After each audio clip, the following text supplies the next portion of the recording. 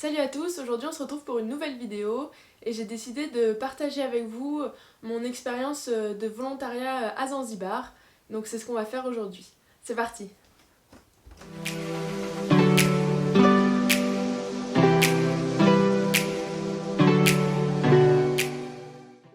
Avant de commencer, n'hésitez pas à lâcher un petit pouce bleu, vous abonner et surtout activer les notifications pour pas louper les prochaines vidéos. Alors c'est vrai que chacun peut avoir ses propres raisons pour choisir de partir faire un volontariat ou un voyage humanitaire.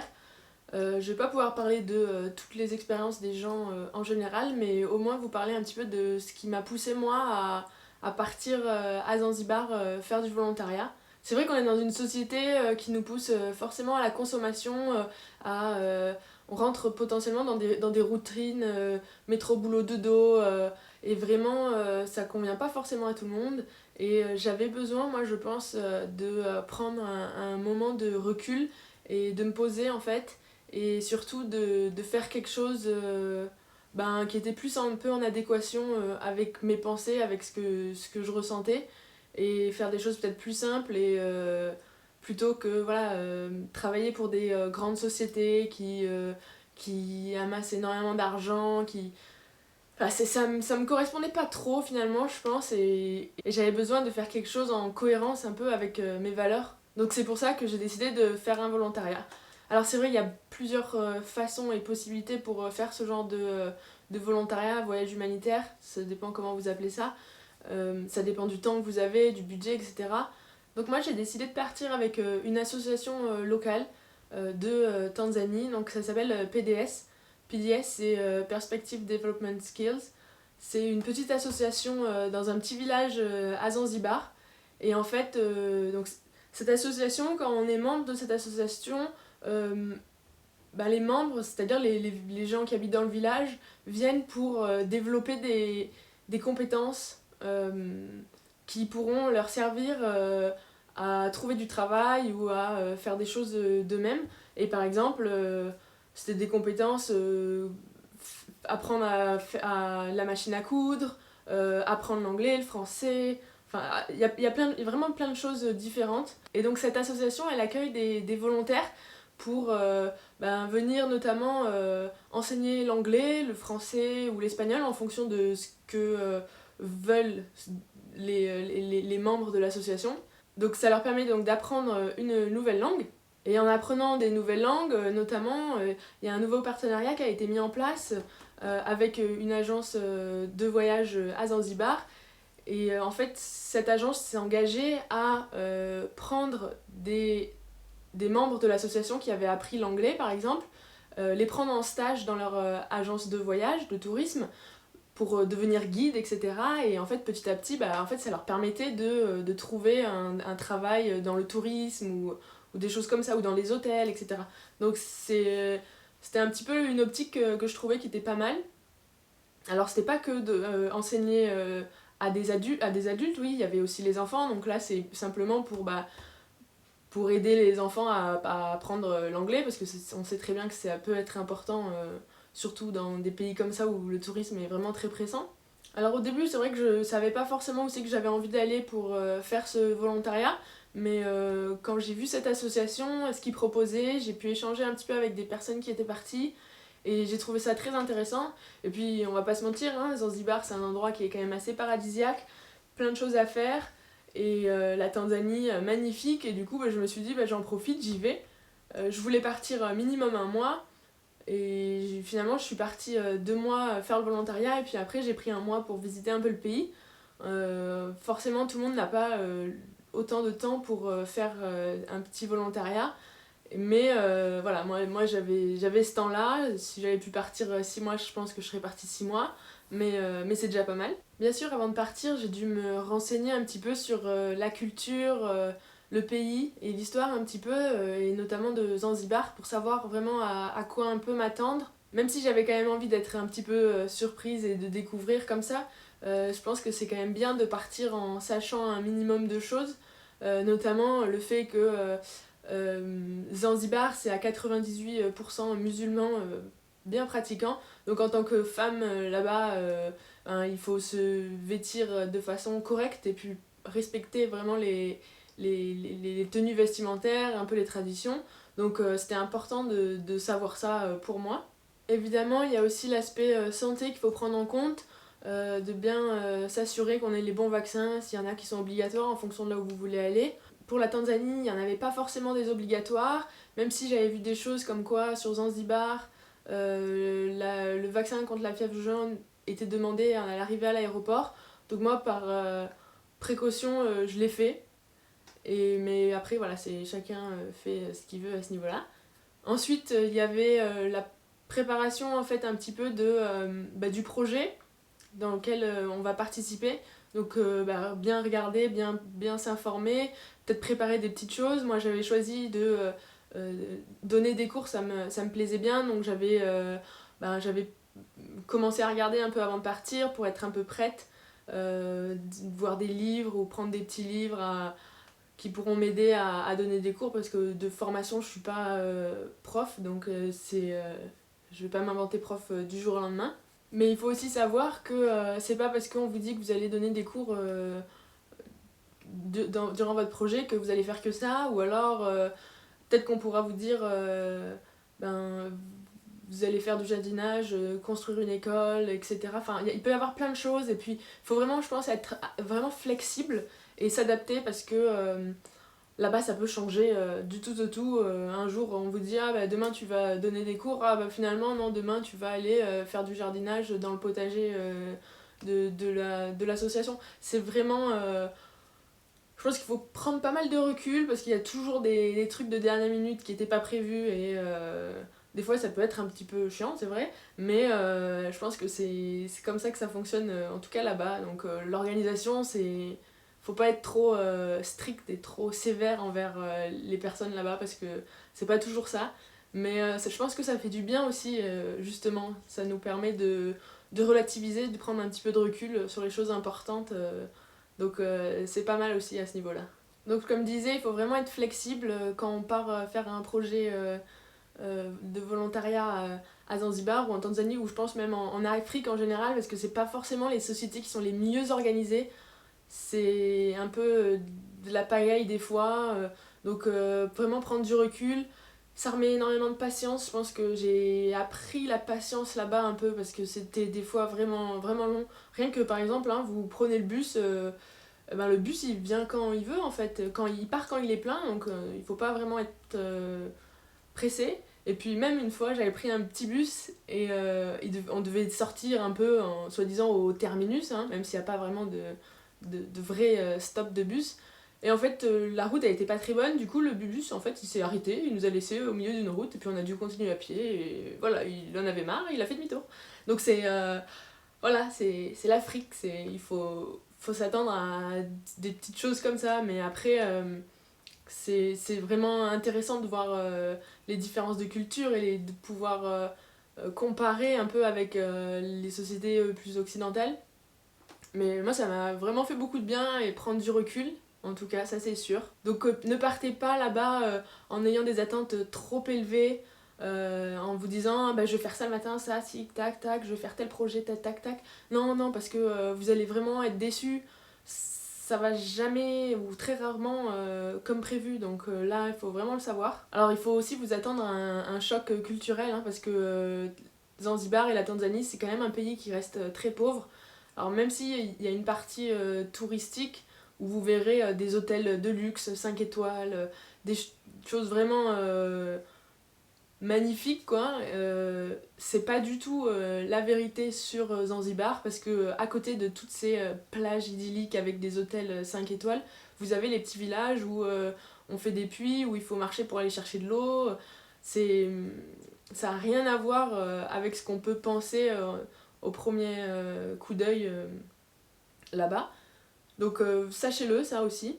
Mais en tout cas, sachez que les gens là-bas sont vraiment hyper gentils, très accueillants. Au début, ils peuvent être des fois un petit peu distants, mais ils sont adorables, ils pourraient tout donner pour vous si vous avez besoin de quoi que ce soit. Et puis si vous apprenez quelques mots en swahili, ça sera encore plus facile pour vous de discuter avec eux, et ils seront vraiment super contents de pouvoir parler un peu, et comme ils voient que vous faites des efforts pour communiquer avec eux, eux aussi font des efforts et puis c'est vraiment une expérience formidable d'aller faire un volontariat là-bas. Alors quand je suis arrivée à Zanzibar, mes premières impressions, ça a été dans un premier temps, évidemment, en sortant de l'avion, la chaleur, vraiment une chaleur étouffante. C'était l'hiver en France quand je suis partie et en arrivant là-bas, il faisait 35 degrés, donc j'avais vraiment chaud. Donc il m'a fallu vraiment quelques jours pour m'adapter un petit peu à la chaleur, à la lourdeur du temps.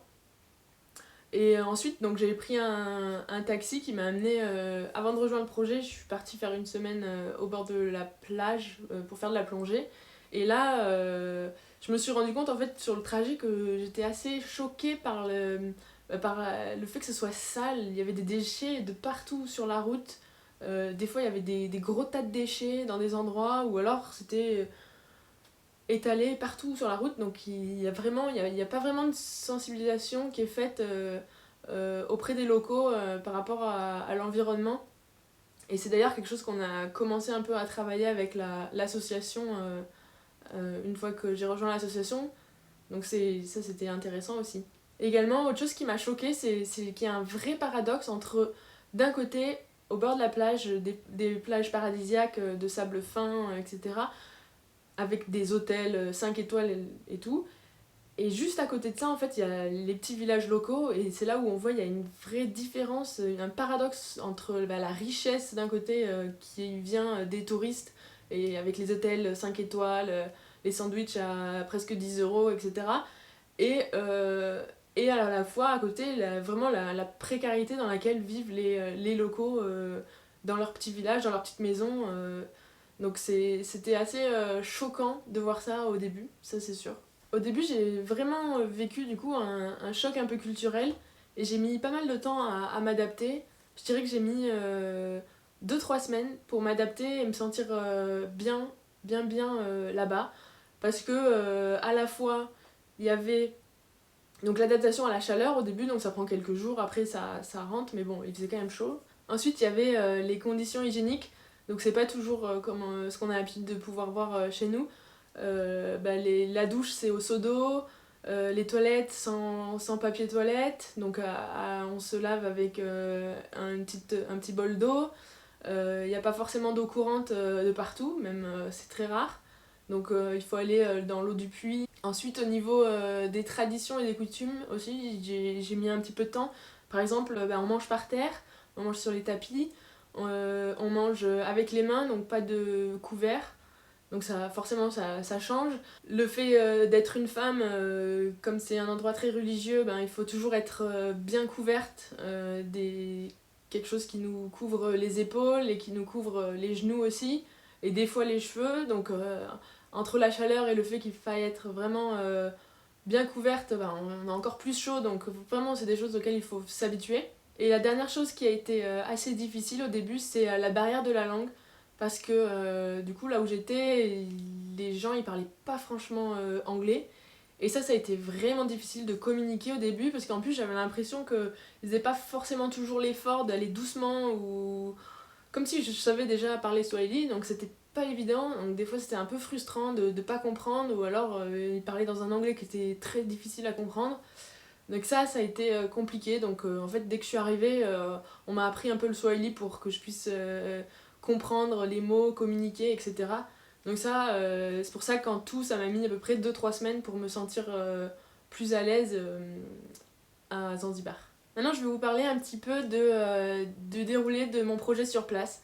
Donc, quand je suis partie, pour moi, le projet, c'était de rejoindre une association pour aider les habitants, les membres, à développer des compétences. Alors, soit développer des compétences qui étaient déjà prédéfinies, hein, comme l'anglais, du jardinage, des choses comme ça, soit aussi apporter des nouvelles idées, des choses qui pourraient être intéressantes pour améliorer la vie locale. Et par exemple, il y a eu faire des sensibilisations sur les questions environnementales, des choses comme ça. Donc ça c'est très intéressant aussi d'apporter sa petite touche au projet. Alors évidemment, hein, des fois on vous dit votre projet, vous allez faire ça, ça, ça, ça, mais en vous vendant un petit peu du rêve, et la réalité elle sera vraiment différente. Donc il faut vraiment, voilà, encore une fois, s'adapter et pas prendre les choses au pied de la lettre. Donc moi, principalement, finalement, ce que j'ai fait, c'était donner des cours d'anglais et de français. Et ça me convenait très bien parce que c'est ce que je voulais faire surtout. Donc j'ai donné des cours d'anglais à des gens qui avaient entre 4 ans et 50 ans. Donc c'est vraiment voilà, ça dépend des disponibilités de chacun et des besoins au moment où vous rejoignez le projet. Donc en règle générale, je donnais entre 3 heures et 5 heures de cours par jour, du lundi au vendredi. Le samedi, j'avais un cours aussi d'espagnol, mais 1 heure. Mais voilà, en règle générale, c'était ça. C'était surtout l'après-midi et le soir. Et le matin, c'était un petit peu de s'occuper, aller des fois faire les courses, faire les marchés, etc. Tous les matins à 6h30, moi j'allais faire du sport avec un ami qui nous amenait faire du sport, c'était Juma. Donc on faisait 1h30 à peu près de sport tous les matins. Et ensuite, il y avait la préparation des cours, on pouvait sortir, aller faire des cours si on avait besoin de quelque chose ou des choses comme ça. Et l'après-midi, c'était surtout les cours. Voilà, c'était à peu près ça mon quotidien en semaine. Le week-end, par contre, du coup, j'étais plus libre. Plus libre parce que j'avais pas franchement de cours à donner. À la limite, j'en avais un en fin de journée le samedi ou le dimanche. Mais si je voulais pas, si j'avais autre chose de prévu, je n'étais pas obligée de les donner. Et c'est durant les week-ends qu'on pouvait faire des activités, partir visiter un peu, explorer l'île, soit seul, soit avec des membres de l'association. Alors, normalement on pouvait y aller seul, etc. Mais souvent, en fait, ils ont je pense que quand on est une femme surtout, ils avaient un peu peur. Ils avaient un peu peur de nous laisser aller explorer un endroit seul. Souvent, ils disaient, vous êtes sûr, vous voulez pas que je vienne avec vous, ou des choses comme ça. Mais c'est plus par souci de protection et souci que... mais après, en soi, j'ai pu faire des petits week-ends à droite à gauche sans problème. Et en même temps, d'un côté, ce qui était bien aussi, c'était de pouvoir partir faire des activités avec eux, parce que je bénéficiais un peu de l'entrée pour les locaux, avec des choses plus locales et sans avoir à payer des tarifs plein pot pour faire telle ou telle activité. Et ça, c'était quand même assez sympa. J'ai vraiment beaucoup aimé les projets que j'ai fait à Zanzibar parce que ça m'a appris beaucoup de choses et puis c'était hyper motivant aussi de voir les étudiants super motivés pour apprendre l'anglais ou le français.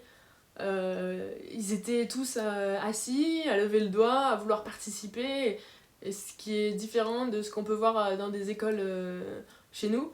Donc ça m'a fait vraiment plaisir et j'avais vraiment envie de me donner à fond pour essayer de leur enseigner le plus de choses possible et du mieux possible.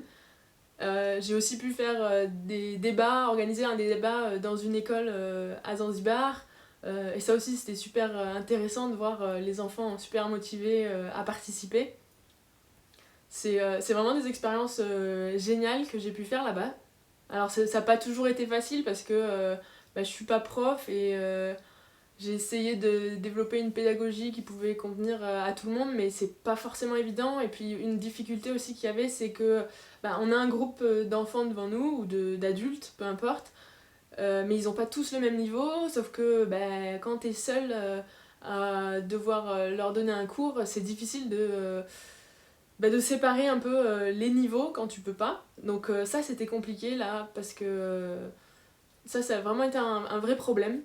Et un autre problème, c'était pour les débutants par exemple, ceux qui connaissaient pas l'anglais, c'est difficile d'enseigner une langue qui t'est étrangère de base, donc d'essayer d'enseigner l'anglais à quelqu'un avec qui tu partages pas une langue du coup, parce que moi je parlais pas Swahili, eux ils parlaient que Swahili, moi j'essayais de leur apprendre de l'anglais, mais c'est très compliqué. Du coup, en fait, ça m'a obligée pour pouvoir leur enseigner l'anglais, j'ai dû apprendre les traductions en Swahili parce que sinon c'est impossible, on peut pas du tout avancer. Donc ça, c'était compliqué aussi, la langue. Honnêtement, ce volontariat, il m'a appris énormément de choses, que ce soit sur moi-même, mais aussi sur ce beau pays, la Tanzanie et Zanzibar, ses habitants, la culture. C'était vraiment génial de pouvoir être en immersion en fait, dans un pays avec une culture complètement différente, d'apprendre à vivre comment les gens vivent ailleurs, parce que nous on est quand même vachement privilégiés dans les pays occidentaux, et voir que avec peu on peut être tout aussi heureux, et voir comment ils peuvent être très généreux alors que nous on peut vraiment être très égoïste, c'est vrai, dans nos pays. C'était vraiment une belle expérience. J'ai fait des rencontres vraiment incroyables avec qui des personnes avec qui je discute encore aujourd'hui. C'était vraiment génial. Puis j'ai aussi pu en profiter pour découvrir le Zanzibar, mais aussi la Tanzanie. Et c'est vraiment une destination que je vous conseille vraiment. Et si jamais vous voulez faire un volontariat ou quelque chose comme ça, c'est vraiment l'endroit parfait pour faire ça. Et vous verrez, les gens sont vraiment adorables. Et je suis sûre que vous en sortirez vraiment grandi, parce que cette expérience, elle m'aura apporté énormément de choses. Pour plus d'informations, je vous mets le lien de mon article en description. Et je vous laisse avec quelques images de mon volontariat à Zanzibar et quelques images de la Tanzanie. N'hésitez pas à laisser un petit commentaire, un petit j'aime, et surtout abonnez-vous, et je vous dis à très très bientôt pour une prochaine vidéo.